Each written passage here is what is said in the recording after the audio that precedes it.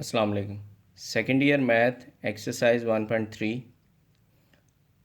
आज हम कुछ एग्जांपल्स करने जा रहे हैं।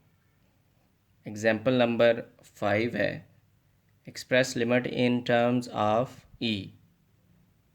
इसमें ए भी पार्ट है। सबसे पहले ए पार्ट को डिस्कस कर लेते हैं। लिखा हुआ है limit x approaches to plus infinity 1 + 3/n is equal to 2n। अब देखें क्वेश्चन सारा n की फॉर्म में और लिमिट x की दी गई है, तो इट मीन्स यहाँ पर करेक्शन आपने करनी है सबसे पहले कि यहाँ पर n लिख लेना है बुक पे। देन इसको अब सॉल्व कैसे करना है, ये बड़ा ही इजी वे है जो हम ऑलरेडी क्वेश्चंस में कर चुके हैं।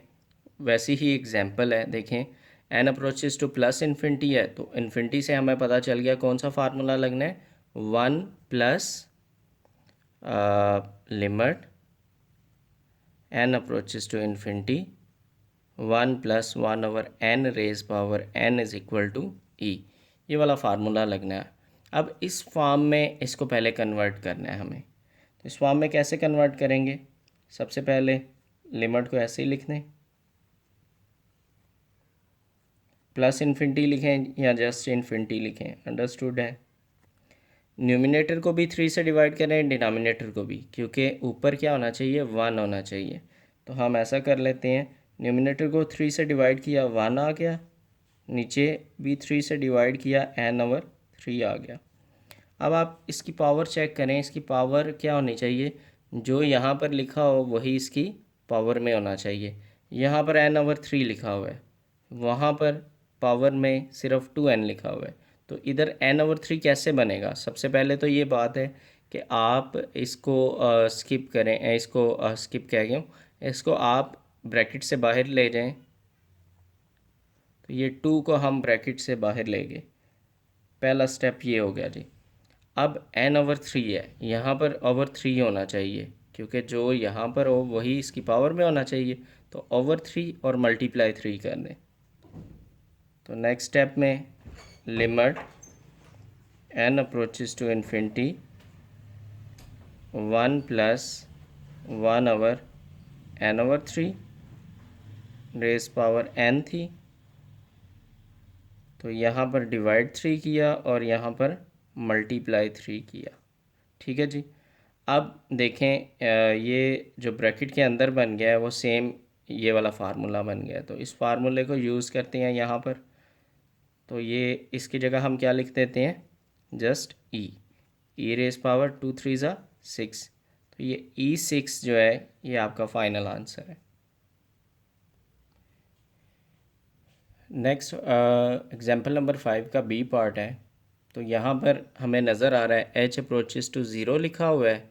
तो यहाँ पर कौन सा फार्मूला लगना है, यहाँ पर फार्मूला लगेगा limit x approaches to 0 1 + x raise power 1/x is equal to e। तो यहाँ पर ये वाला फार्मूला लगेगा। अब इस फॉर्म में क्वेश्चन को बनाना है, limit x approaches to 0 h approaches to 0 1 + 1 + x 2h और 1/x, यानी जो यहाँ पर है वही यहाँ पर होना चाहिए। यहाँ पर क्या लिखा हुआ है, अब 2h लिखा हुआ है, अब यहाँ पर भी 2h होना चाहिए। वो 2h कैसे बनेगा,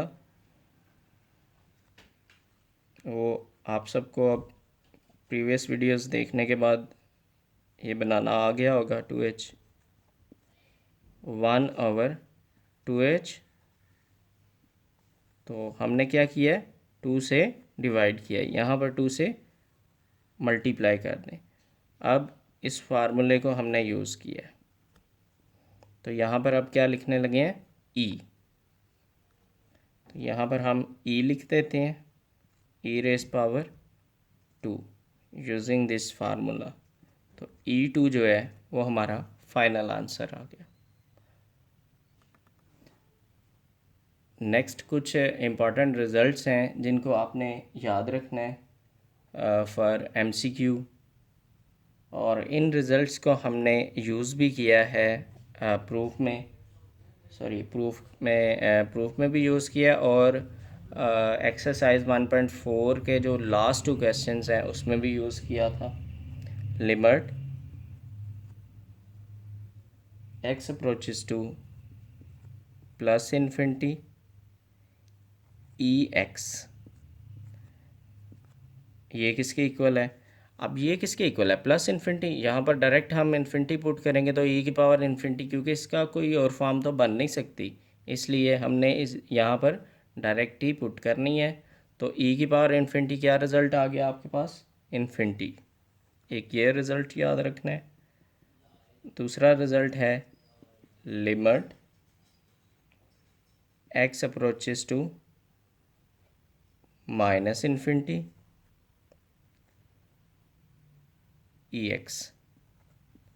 जी, अब देखें यहाँ पर माइनस इन्फिनिटी लिखा हुआ है, अगर हम यहाँ पर पुट भी कर देते हैं माइनस इन्फिनिटी तो ये 1 ई इन्फिनिटी हो जाता है।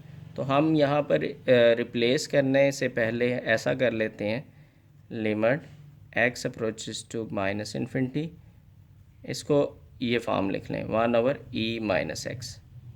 जी क्लास, अब अगर x की जगह माइनस इन्फिनिटी पुट करते हैं तो ये बन जाएगा 1 ई इन्फिनिटी।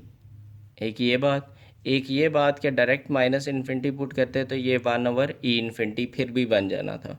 तो दोनों का सेम मीनिंग है। अब यहाँ पर क्या आ गया है? 1 e minus into minus plus infinity हो गया, तो ई 1 इन्फिनिटी बन गया। और 1 इन्फिनिटी क्या होता है आपके पास? ज़ीरो होता है। एक ये रिज़ल्ट। और थर्ड रिज़ल्ट आपने ये याद रखना है, limit x approaches to plus minus infinity a/x is equal to जी। अब ये है प्लस इन्फिनिटी या माइनस इन्फिनिटी, और ये है डिनोमिनेटर। a क्या है? a कोई सा, where a be any real number या कांस्टेंट वैल्यू कह लें। ज़ीरो भी हो सकता है, 1 भी हो सकता है, -1 नेगेटिव पॉइंट्स में भी हो सकती है, कोई भी वैल्यू है। तो जब हम किसी भी वैल्यू को इन्फिनिटी से डिवाइड करेंगे या माइनस इन्फिनिटी से डिवाइड करेंगे तो समथिंग ओवर इन्फिनिटी आपके पास ज़ीरो आ जाता है।